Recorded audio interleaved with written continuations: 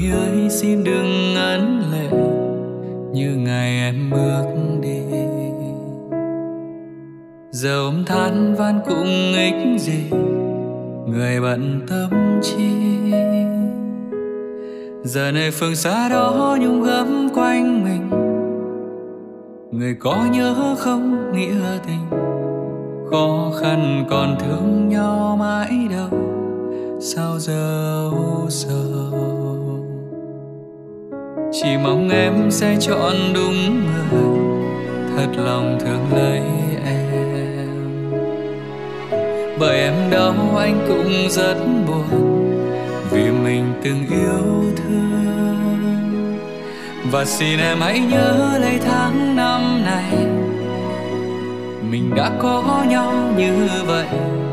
Lỡ sau này ta trông thấy nhau, xin đừng ngoảnh đầu. Cả cuộc đời này anh không tha thứ cho bản thân mình vì đánh mất em.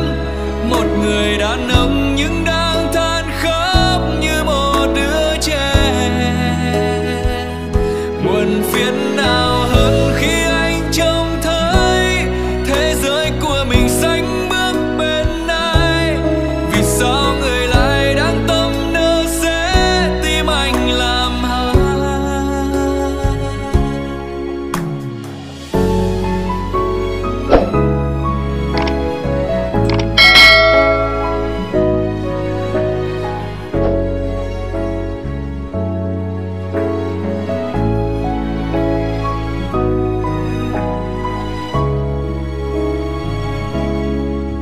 Chỉ mong em sẽ chọn đúng người, thật lòng thương lấy em.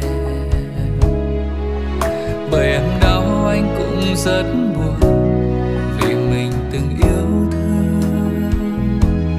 Và xin em hãy nhớ lấy tháng năm này, mình đã có nhau như vậy. Lỡ sau này ta trông thấy nhau, xin đừng ngoảnh đầu. Cả cuộc đời này anh không tha thứ cho bản thân mình vì đánh mất em. Một người đàn ông nhưng đang than khóc như một đứa trẻ. Buồn phiền nào hơn khi anh trông thấy thế giới của mình sánh bước bên ai. Vì sao người lại đang tâm nỡ sẽ tim anh làm hại.